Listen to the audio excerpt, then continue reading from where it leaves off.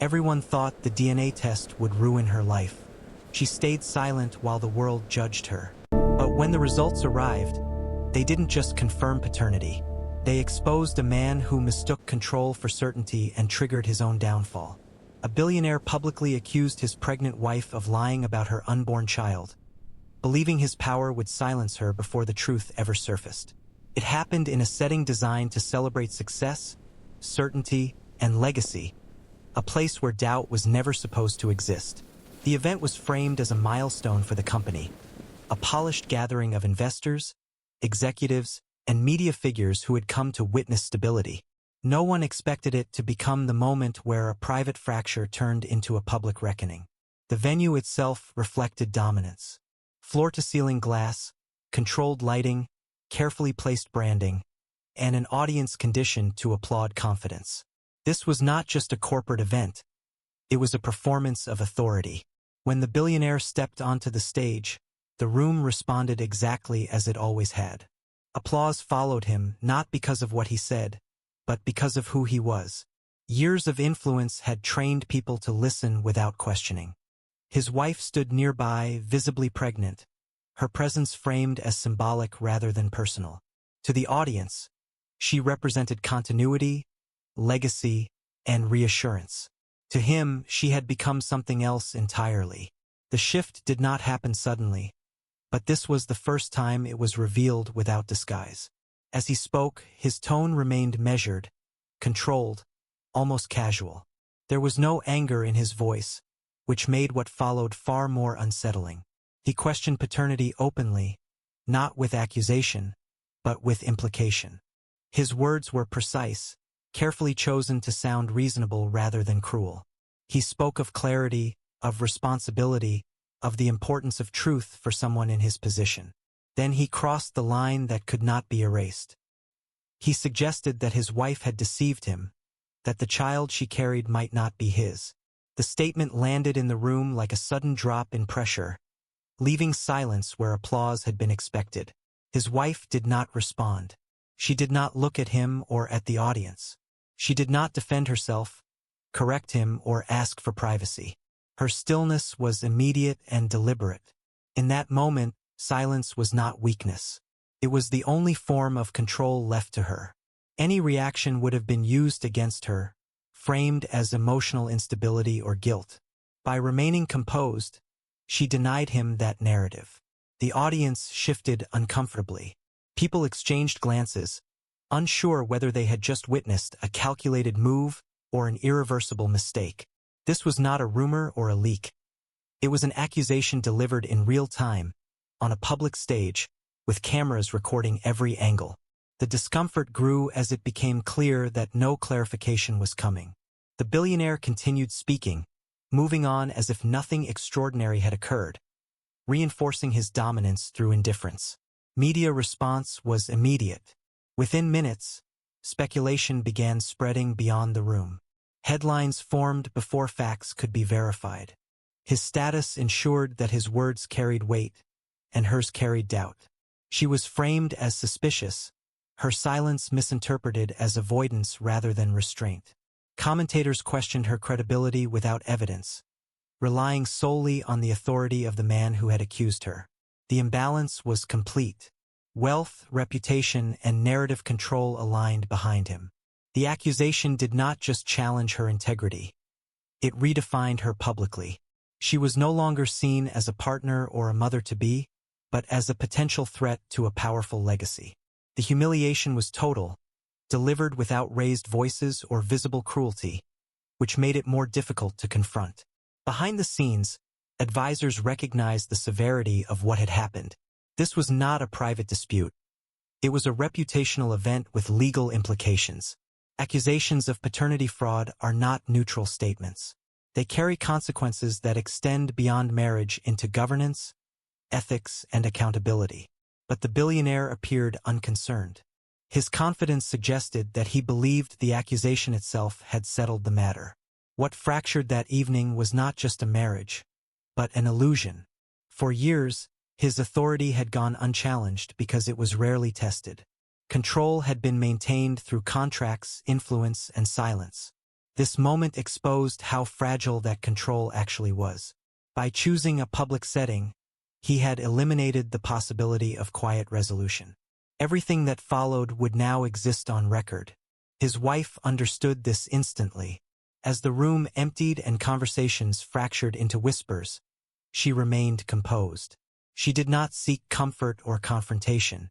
She understood that the accusation was not meant to discover truth, but to assert power.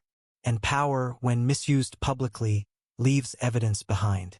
The marriage did not end that night in a formal sense, but something irreparable occurred in front of witnesses. Trust was not broken privately. It was dismantled publicly. The accusation changed the rules of engagement. There would be no return to discretion, no opportunity to rewrite the narrative without consequences.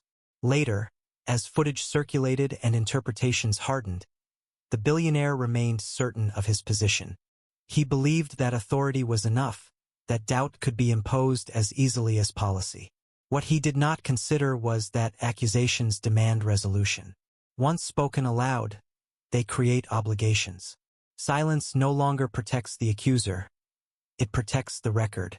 To reinforce his dominance and eliminate uncertainty, he made a final decision.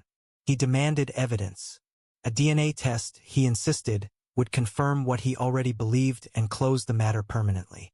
In his mind, proof would end resistance and restore order. He saw it as the final step in reasserting control, unaware that by demanding verification, he had shifted power away from himself. The accusation that was meant to silence her had instead set the stage for something far more dangerous. Proof does not belong to those who demand it. It belongs to the truth it reveals. And the truth, once documented, does not care who believed they were untouchable. When control replaces trust, love becomes conditional and truth becomes dangerous. The marriage had not begun with cruelty or suspicion, at least not in ways visible from the outside. It began with structure, with rules that were presented as safeguards rather than restraints. From the earliest days, the relationship was shaped less by intimacy and more by alignment, as if partnership required constant verification. What appeared orderly soon revealed itself as calculated. Power imbalance was not accidental. It was foundational. He brought wealth, influence, and a public identity that consumed every shared space. She brought intellect, independence, and a professional reputation that once stood on its own. Over time, those elements were rebalanced through quiet decisions framed as mutual. Invitations were declined on her behalf. Schedules were optimized. Priorities were redefined. Nothing was demanded outright. Everything was guided. The prenuptial agreement was introduced as a standard precaution, something reasonable people accepted when stakes were high. Its language was dense, neutral in tone, and reassuring in presentation. He spoke of protection, of clarity, of avoiding misunderstandings. She reviewed it with confidence, believing her competence insulated her from vulnerability. What she underestimated was how thoroughly the agreement favored preservation of his authority over shared accountability. Clauses limited access to assets, restricted disclosures, and outlined penalties for reputational harm that were broad enough to discourage dissent. Loyalty was defined expansively, while autonomy was framed as optional. Compliance was rewarded quietly. Resistance carried consequences that were never spelled out aloud. The document did not demand submission. It incentivized it. As the marriage progressed, emotional monitoring replaced conversation. Her reactions were evaluated rather than understood. Questions about her tone, her timing, her demeanor surfaced regularly, always under the guise of concern. He did not accuse her of wrongdoing. He suggested adjustment. He did not isolate her overtly. He redirected her attention until isolation felt self-imposed. Pregnancy intensified everything. What should have introduced vulnerability instead amplified his obsession with legacy. The child became a symbol long before it was acknowledged as a person. He spoke frequently of lineage, continuity, and reputation, as if the future required constant guarding against contamination. His need for certainty hardened into scrutiny. Her body, her schedule, her medical decisions became topics of oversight. Her independence receded incrementally. Professional commitments were postponed, then abandoned, framed as temporary sacrifices.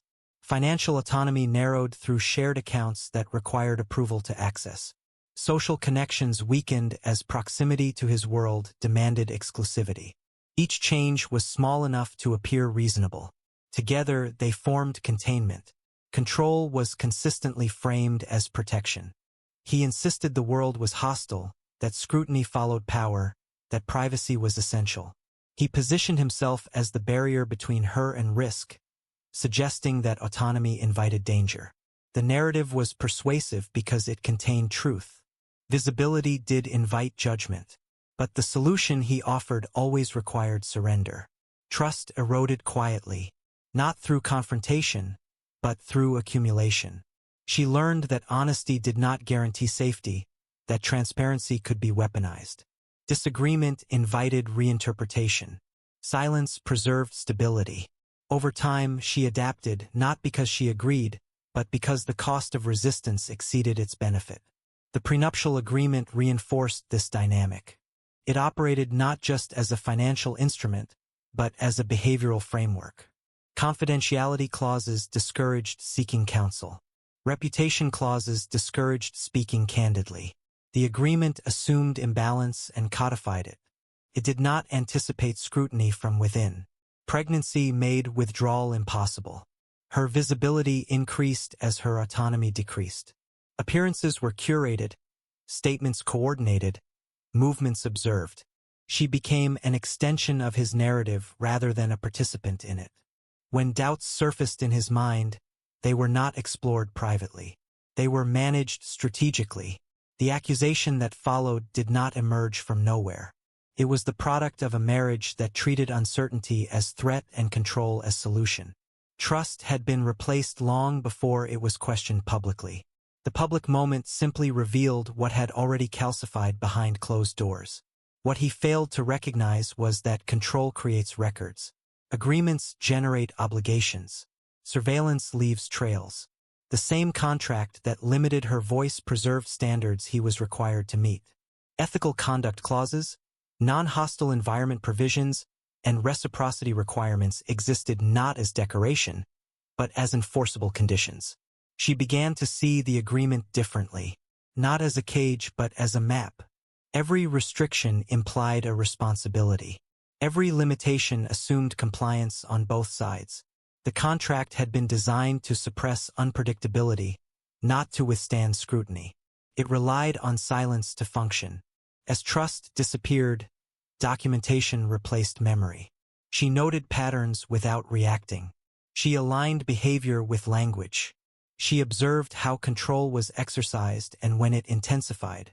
Pregnancy, rather than weakening her position, clarified it. The agreement did not protect domination. It conditioned it. The marriage did not collapse from lack of affection. It fractured under the weight of imbalance that no longer needed concealment. When trust is absent, every action becomes evidence. When control is public, it invites evaluation. He believed structure guaranteed safety. He overlooked that structure also guarantees traceability. The clause he relied on most, the one that ensured silence and compliance, was bound to ethical reciprocity. It assumed good faith conduct and professional restraint. The moment those assumptions were challenged publicly, the clause transformed from shield to constraint. By building a marriage on control rather than trust, he ensured that truth would eventually become dangerous to him. The contract he believed secured his dominance contained the mechanism that would later expose it. Sometimes disbelief is not about doubt, it's about fear of exposure. For him, the idea that his pregnant wife might be telling the truth was far more dangerous than the possibility that she was lying. Truth would require reflection, accountability, and vulnerability, all of which threatened the identity he had spent decades constructing. Belief, on the other hand, could be shaped, defended, and weaponized, and so he chose belief over reality. His obsession with bloodline had always existed, though it rarely surfaced so openly.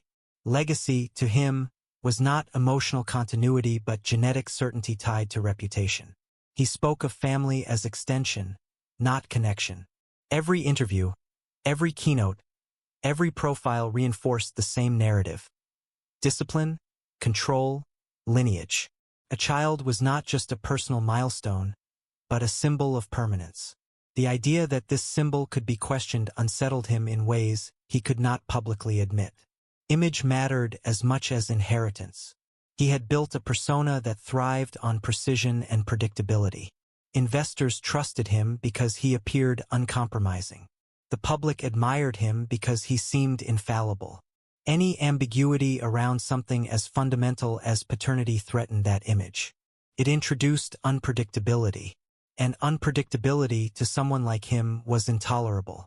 Advisors played their role carefully.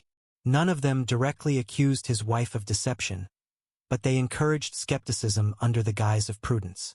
They spoke of optics, of potential risk, of the importance of certainty when so much was at stake. Their language was cautious, but their effect was clear. Doubt was reframed as responsibility. Suspicion became strategy. The more he listened, the more disbelief hardened into necessity. If he accepted her truth, he would have to confront questions about his own behavior, his own absence, his own assumptions. He would have to admit that control does not guarantee certainty. Denial spared him that confrontation. It allowed him to externalize discomfort rather than examine it. Fear of reputational collapse loomed constantly, though he never named it as such.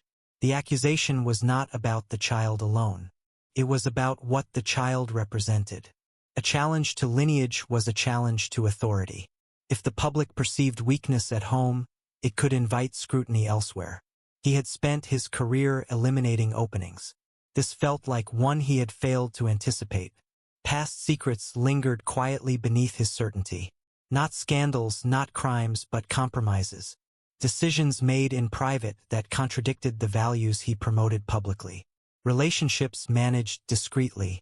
Health matters addressed quietly. None of these had ever surfaced because they had never been questioned. But truth has a way of connecting unrelated threads once attention is focused. He sensed, instinctively, that accepting her version of events could invite examination beyond paternity. Public denial became his shield. By asserting disbelief openly, he framed the narrative before anyone else could. He did not wait for evidence or discussion. He defined the conflict on his terms, positioning himself as the rational party seeking clarity. In doing so, he forced his wife into a defensive position without ever asking a direct question in private. The denial was strategic. It shifted burden. She was expected to prove innocence rather than he being required to justify accusation. The audience, conditioned to trust his authority, accepted this reversal without challenge. The silence that followed reinforced his confidence. He mistook the absence of protest for validation. What he did not acknowledge was that disbelief can be louder than accusation. By insisting she was lying, he revealed the extent of his fear. Confidence does not require performance. Control does not require spectacle. His need to deny publicly exposed his anxiety far more than her silence ever could. Internally, the logic became circular. He believed she was lying because the alternative felt impossible. And the alternative felt impossible because it threatened everything he had built. Rather than question his assumptions, he questioned her integrity. Rather than examine his fear, he projected it. The more the situation escalated, the more committed he became to disbelief. Retreat would have appeared like doubt. Doubt would have appeared like weakness. Weakness would have invited inquiry. Each step locked him further into his position. He was no longer defending truth. He was defending himself.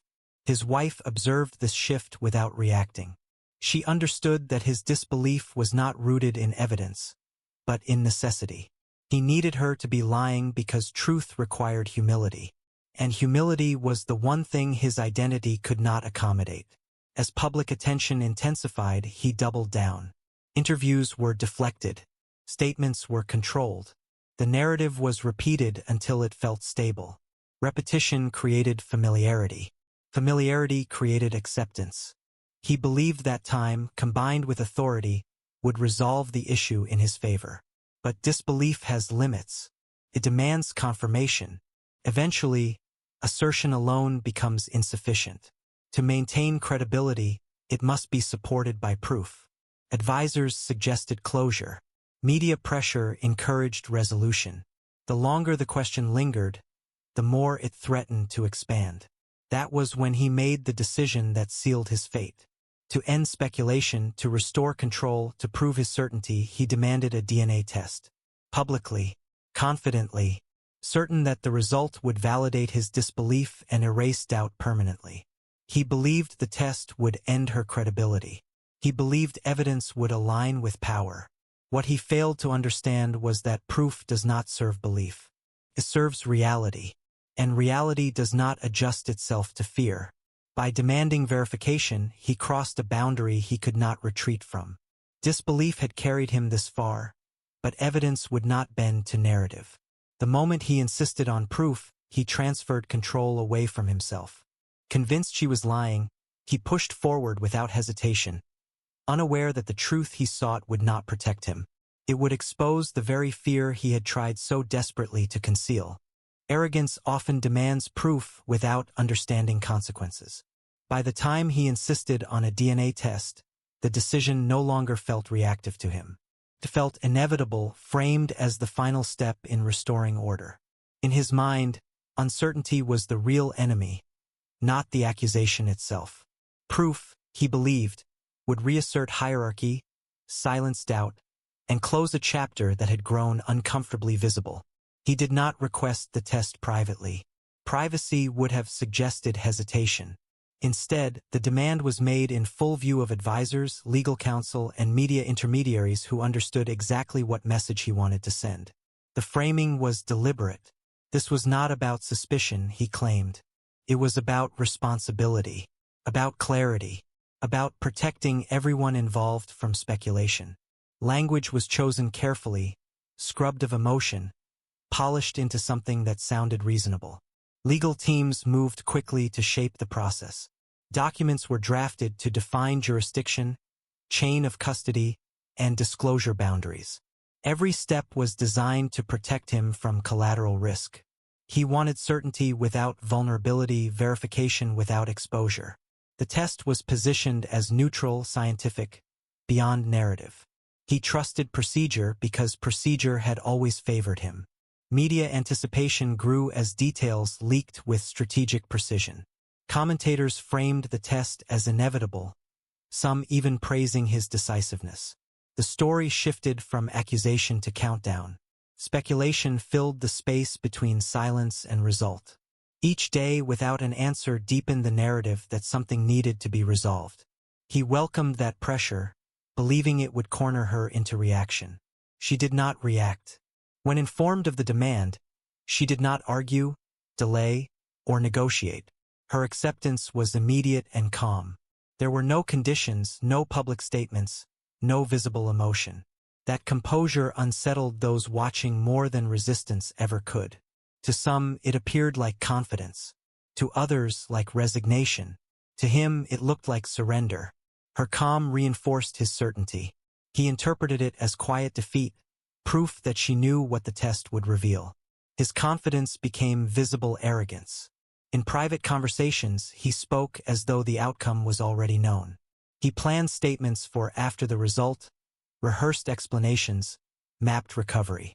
The test, he believed, was a formality. What he underestimated was how documentation changes power. The moment the test was formalized, it entered systems beyond his influence. Laboratories followed protocols, not reputations.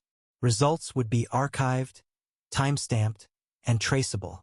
The process he trusted to protect him would not adjust for expectation. It would only report findings. As days passed, the anticipation sharpened. Every delay was interpreted as drama. Analysts debated implications. Friends took sides quietly. He remained composed outwardly, but internally, the need for resolution intensified. Control had always come from decisiveness. Waiting was unfamiliar territory. The test itself was unremarkable, clinical, stripped of symbolism. Samples were collected, verified, sealed. No speeches were made. No cameras allowed. For a moment, everything returned to procedure. That neutrality should have reassured him. Instead, it unsettled him. Without narrative, without performance, there was nothing to manage. He filled the silence with certainty. Advisors echoed confidence. The story, they believed, would end with confirmation and closure. His wife's credibility would dissolve. The public would move on. The empire would stabilize. It was a simple equation, and he had never known such equations to fail him before. She continued to wait without comment. Her restraint contrasted sharply with the noise surrounding the test. While others speculated, she documented. While narratives formed, she observed. The test was not her defense. It was his demand. She understood that distinction. Proof does not belong to the accused. It belongs to the process. As the date for results approached, tension shifted subtly. What had begun as a weapon started to feel like a mirror. Advisors became cautious. Language softened. Contingencies were discussed quietly. The certainty that once defined the room thinned into conditional confidence. No one voiced doubt, but no one dismissed it either. He sensed the shift and dismissed it. Doubt, to him, was contagious weakness. He doubled down, repeating his version of events, reinforcing the narrative that this was about truth, not power. He believed repetition would anchor reality. He had used that strategy before successfully. What he failed to recognize was that evidence does not respond to insistence. It does not accelerate or delay itself for comfort. It does not interpret intention. The test would deliver information, nothing more, nothing less. And information, once released, does not belong to those who demanded it. When the results arrived, they did not come with ceremony.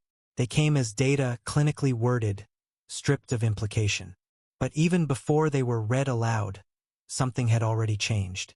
The test had shifted authority away from narrative and into record. Whatever it confirmed would exist independently of belief. He had demanded proof to end her, to discredit her, to close the story on his terms. What he did not anticipate was that the proof would expand the story instead. That the question he asked was not the only one the evidence would answer. The DNA test was supposed to restore control. Instead, it unlocked buried truths that had waited patiently beneath certainty. Truths that did not require accusation to exist. Truths that would not stop at paternity. As the envelope was opened and the results prepared for disclosure, it became clear that the test had already done its work. It had exposed arrogance, revealed fear, and transferred power. Whatever the numbers confirmed, they would confirm more than lineage. They would confirm who had tried to control truth, and who had trusted it to speak for itself.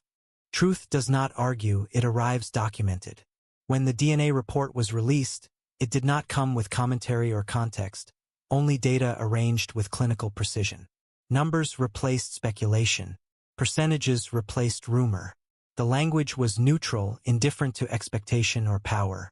And in that indifference, the entire narrative shifted. The confirmation was absolute. The child was his. There was no ambiguity, no margin for interpretation. The result validated what his wife had never felt the need to prove and dismantled the accusation he had delivered so confidently. In a single document, weeks of public doubt collapsed into certainty. The accusation that had framed her as deceptive now framed him as reckless. The effect was immediate. Conversations that had once revolved around suspicion fell silent. Advisors stopped speaking mid-sentence. Media outlets paused updates that had been prepared in advance. The story did not require explanation anymore. It required recalibration. What had been framed as a question of paternity was now undeniably a question of judgment. Public narrative does not collapse loudly. It dissolves. Headlines were revised without apology. Language shifted from inquiry to consequence. Analysts who had entertained his doubt now emphasized restraint and accountability. The same authority that once amplified his words now amplified the result that contradicted them. Credibility does not disappear because of error alone. It disappears because of certainty proven wrong. Silence replaced accusation. The room that had once echoed with confidence now felt constrained by absence. There were no triumphant statements, no attempts at humor or deflection. Silence became the only viable response, not because there was nothing to say, but because anything said would further document the failure of judgment. His wife did not celebrate. She did not speak publicly or correct the record with emotion. Her response remained consistent with everything that had come before. The truth had arrived. Her role was finished. Vindication did not require performance. The restraint that had been misread as weakness now read as discipline. Media perception reversed with striking efficiency. Stories that once framed her silence as suspicious now described it as strategic. Analysts noted her composure, her refusal to escalate, her reliance on process. The contrast between her patience and his insistence became the defining feature of coverage. One had demanded proof, the other had trusted it. His credibility suffered damage that could not be repaired with clarification. The problem was not the accusation itself.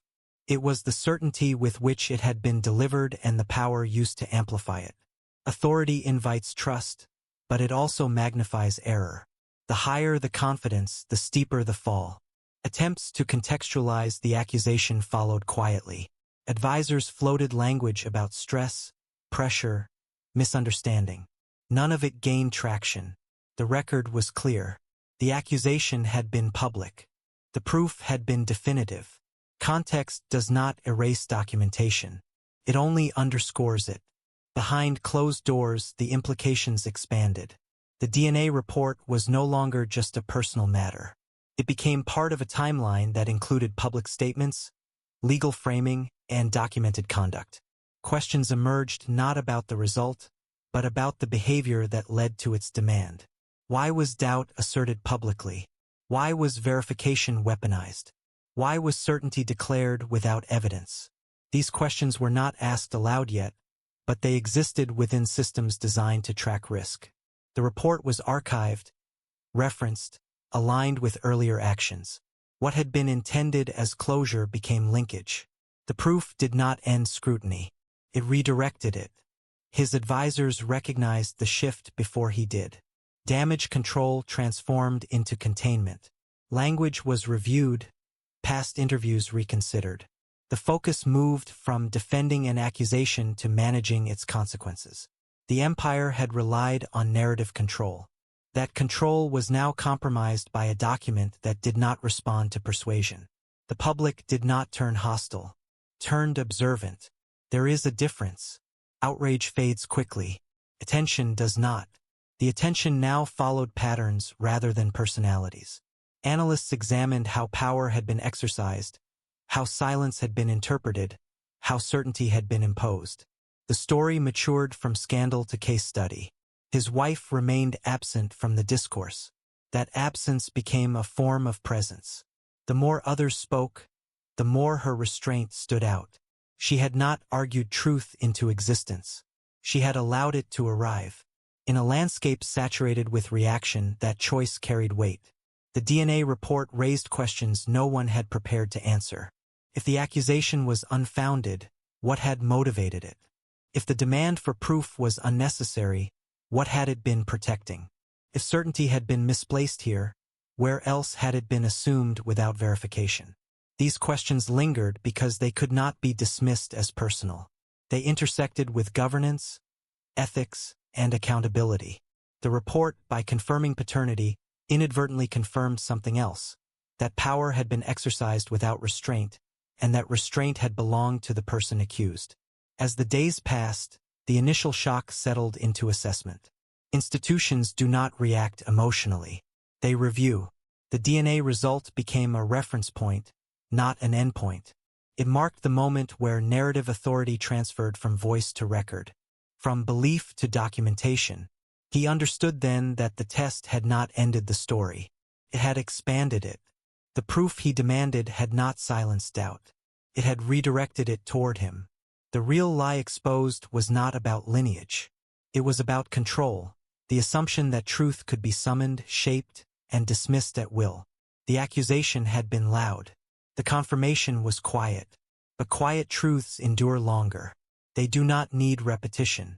They persist in archives, in analyses, in memory. The DNA report did what no argument could. It ended the debate and began the reckoning. What followed would not be immediate or dramatic. There would be no single moment of collapse. Instead, there would be alignment of documents, of timelines, of questions waiting patiently for answers. The proof had arrived, and with it, a realization no one was prepared to confront. The test had answered the wrong question perfectly, and in doing so, exposed the one that mattered most. Sometimes evidence answers the wrong question and exposes the right one. The DNA test was meant to end speculation, to draw a clean line under an uncomfortable chapter. Instead, it redirected attention with surgical precision. By confirming paternity, it removed the only uncertainty that had justified public accusation. What remained was behavior, and behavior invites review. Once certainty replaced doubt, the spotlight shifted away from the child and toward the man who had demanded proof. The first examination was procedural. Legal counsel reviewed timelines, statements, and documentation surrounding the demand for testing. What began as a narrow inquiry widened quickly. His medical history, previously treated as private and irrelevant, was requested under routine disclosure standards triggered by the public nature of his claims. The request was not accusatory. It was administrative. That neutrality made it unavoidable. Records revealed patterns that had never been scrutinized because no one had asked the right questions.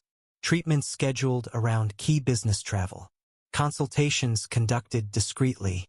Health disclosures minimized in filings that required accuracy. None of it constituted wrongdoing on its own, but together it suggested a habit of selective transparency. The same instinct that had driven him to control narrative at home appeared to have guided his decisions elsewhere. Advisors began to panic quietly.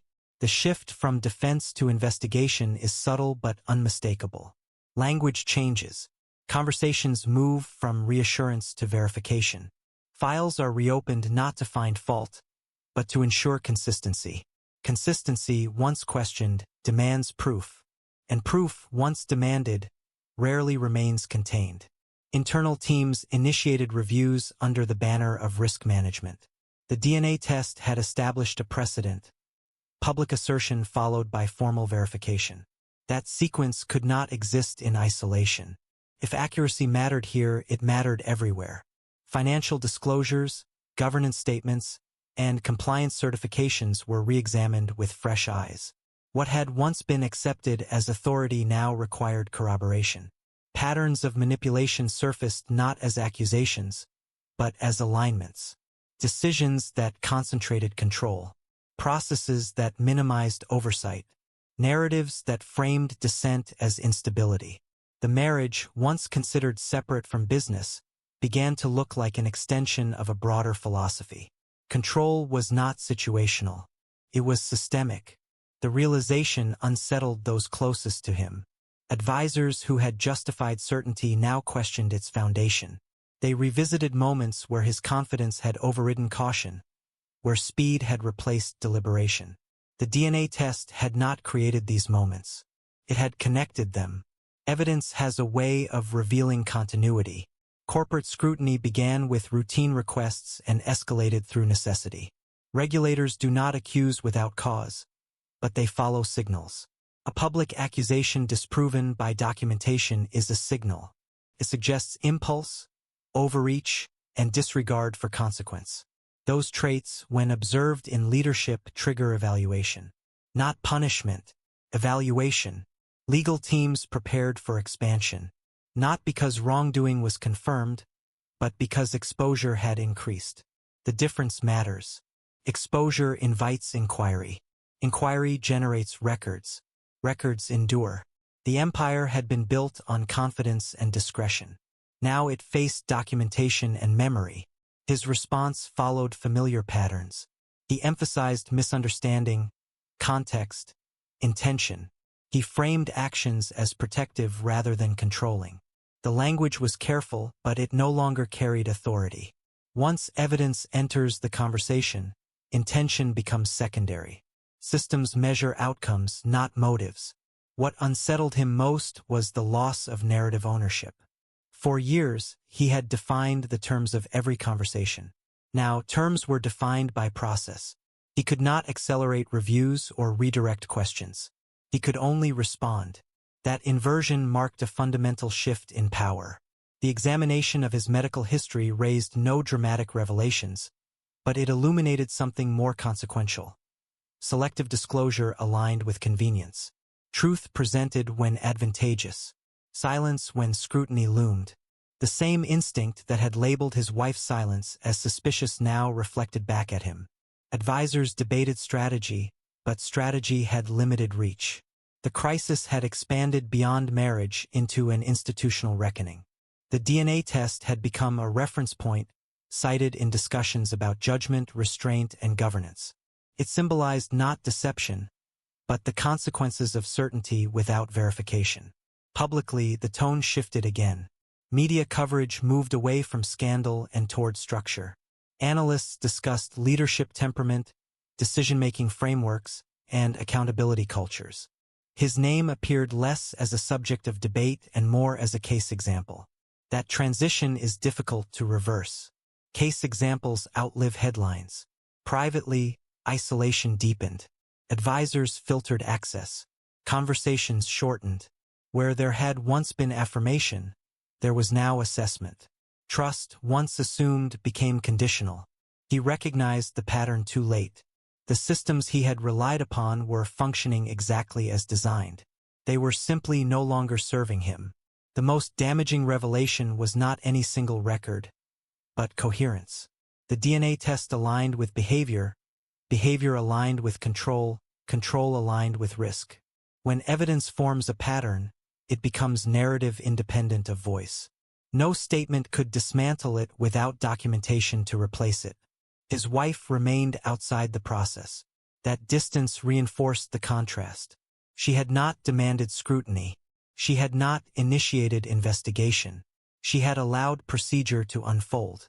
The difference between initiating and enduring became clear. One approach invites resistance. The other invites validation.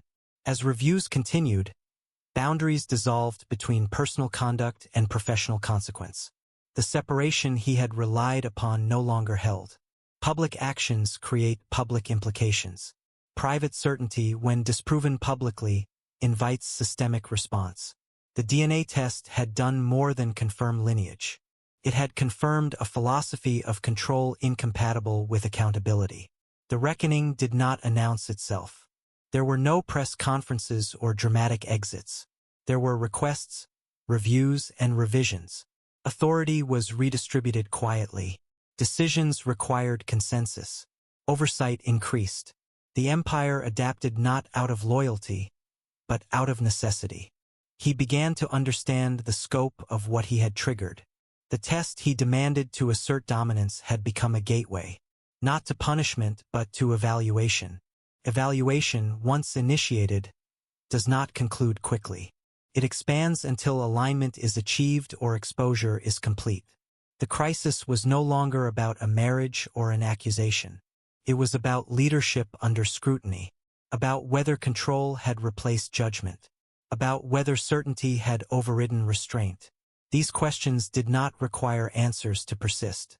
They required only evidence to remain relevant. As files circulated and timelines aligned, one truth became unavoidable. The DNA test had not revealed deception in his wife. It had revealed vulnerability in him. A vulnerability not of biology, but of temperament. The inability to tolerate uncertainty without imposing consequence. The reckoning ahead would not be decided in courtrooms or headlines alone. It would unfold in reviews, in governance reforms, in quiet decisions that reshape authority. The DNA test had answered the wrong question perfectly, and in doing so, it had exposed the right one. The crisis had expanded beyond marriage into an institutional reckoning, and there would be no return to the comfort of belief without proof. Eckerd. He understood then that the judgment approaching would not be delivered by a single ruling or announcement. It would be cumulative. It would live in policy changes, leadership adjustments, and institutional memory. The empire he had built was not collapsing theatrically. It was reorganizing without him at its center. The final judgment would not be financial. Losses could be managed, assets restructured, positions reassigned. What could not be restored was narrative authority. The ability to define reality had slipped away, transferred to documentation and oversight. That transfer is irreversible. As attention moved forward, his name became shorthand rather than headline. A reference point in discussions about leadership under scrutiny. A case cited quietly. The story no longer belonged to him, and that realization settled heavily. Control had been his defining trait. Losing it revealed how much of his identity depended on it. The unraveling continued without spectacle, exactly as systems prefer. No one needed to destroy the empire. It simply adjusted to survive. And in that adjustment, it left behind the man who had once believed certainty was enough to command truth. Vindication did not arrive with fireworks for Olivia. It arrived with a calendar, a filing number, and the quiet relief of being believed. After the DNA report confirmed what she had carried alone for months, she refused the temptation to trade humiliation for humiliation. She understood that revenge feeds on noise, and noise gives powerful men room to redirect the story. Patience, by contrast, leaves only the record. While headlines chased his reactions, she stayed focused on procedure, letting attorneys and compliance officers speak in the only language institutions respect: dates, signatures, and enforceable duties. Each step she took was designed to protect the child first, and to make every future lie expensive for him. The prenuptial agreement he once praised as risk management became her most reliable weapon because it carried his fingerprints on every clause. Ethan had demanded confidentiality, reputational safeguards, and strict definitions of misconduct, assuming those standards would apply only to her. Olivia's team reread the document as a checklist of obligations he had broken in plain sight: public disparagement, hostile treatment, and the use of corporate platforms for personal coercion. She did not need to prove he was cruel. She only needed to show he violated his own conditions. When enforcement hearings began, the judge treated the contract as neutral math, and Ethan's confidence as irrelevant. For the time, his protections became her protections too. Custody planning was handled with the same restraint. Olivia requested safeguards, not punishment, and framed every request around stability. Uninterrupted healthcare, secure housing, and clear boundaries on media contact. She produced logs of frozen accounts, delayed approvals, and the staged narratives that had tried to paint her as unstable. None of it was theatrical, yet it formed a coherent pattern of pressure. Ethan's attorneys attempted to argue that private conflict should stay private, but the court saw the contradiction. He had made it public when he needed leverage. The ruling emphasized the child's welfare and ordered protections that limited his ability to weaponize access again. It also required all communication to be documented through counsel. With the legal framework settled, Olivia stepped out of the spotlight as deliberately as she had entered it. She declined interview offers, refused book deal flirtations, and asked friends to stop defending her online. The record was already loud enough. She moved into a sunlit townhouse under her own name, resumed limited consulting work, and rebuilt professional relationships that had been paused, not broken. People who had doubted her now reached out with apologies. She accepted none of them publicly, because public forgiveness can become another stage. Her days became quieter, structured around prenatal appointments and calm routines, while his days became meetings about damage control and reputation triage. Hour confirmed she was free from him. Ethan, meanwhile, discovered that wealth cannot outbid a damaged narrative once institutions stop treating him as exceptional. Investor calls turned colder, board discussions shorter, and compliance reviews more frequent. He tried to recast the DNA result as a misunderstanding, but even supporters struggled to defend the cruelty of the original accusation. He became the example whispered to ambitious executives. The man who confused dominance for certainty and forced science to settle a question his ego invented. His inner circle thinned as risk grew. The marketing executive who had amplified his messaging asked for distance, legal counsel advised silence, and the press began citing sources familiar with governance concerns, instead of quoting him directly ever again. What made his decline irreversible was that Olivia never needed to attack him. She simply refused to carry his story for him. When people asked why she stayed silent at the gala, She let attorneys answer with timestamps and transcripts. When acquaintances suggested she should publicly forgive, she reminded them privately that forgiveness is not a substitute for accountability. Her restraint forced observers to evaluate his actions without distraction. Even the prenuptial confidentiality clauses, once meant to limit her, became boundaries that prevented him from baiting a public fight. The truth stood on its own, supported by documents he had demanded, signed, and assumed would never be used against him in the court of record. As her due date approached, Olivia's world narrowed to what mattered: health, safety, and a future that did not depend on anyone's approval. She built a small circle of support: one physician she trusted, one neighbor who checked in, one colleague who offered remote work without questions. The calm was not naive. It was earned. She knew that the moment the child arrived, every boundary would be tested, and every agreement would need to function. Preparations were quiet but thorough: secure contact protocols, a private delivery plan, and a folder of documents ready for any sudden challenge. She was not waiting for justice anymore. She was living it, and the city could not rewrite her name. The settlement documents triggered secondary consequences he could not negotiate away. Because the accusation had been made on a corporate stage, investigators treated it as executive conduct, and governance committees reviewed how company resources had been used to isolate his wife. Policies were rewritten, expense authorizations tightened, and a new ethics hotline was publicized with unusual urgency. Former allies testified to routine intimidation in meetings, careful never to call it abuse, only pressure that crossed professional lines. None of it sounded dramatic, which made it credible. Ethan watched from a distance as his own compliance machinery became the narrator, producing reports that carried his name without emotion and without mercy for anyone still watching, quietly. Olivia's victory was quieter than people expected, but it was heavier. She relearned how to occupy space without anticipating criticism, how to answer a phone without bracing for interrogation, how to celebrate a small kindness without suspecting a hidden price. She kept the child's surname simple and unmarketable, a choice that felt like breathing. When acquaintances asked whether she hated Ethan, she offered no diagnosis. Hatred would keep him central, and she had already rebuilt a life where he was peripheral. Her focus stayed on the future: a home with predictable routines, a career rebuilt on her terms, and a truth her child would inherit without shame. Nothing about that future required his permission anymore. Months later, when the corporate drama faded into compliance updates and business school panels, the conclusion remained simple. Ethan had demanded a DNA test to protect his image, and the image had fractured because the test proved he was the liar about her. He lost not only a marriage, but the privilege of controlling what others believed. Olivia did not win by taking anything from him. She won by keeping what he tried to take from her: truth, dignity, and the right to be seen as whole. The empire that once surrounded his voice ended in archived documents and quiet reforms. And the woman he tried to erase refused to disappear. That was the ending that lasted.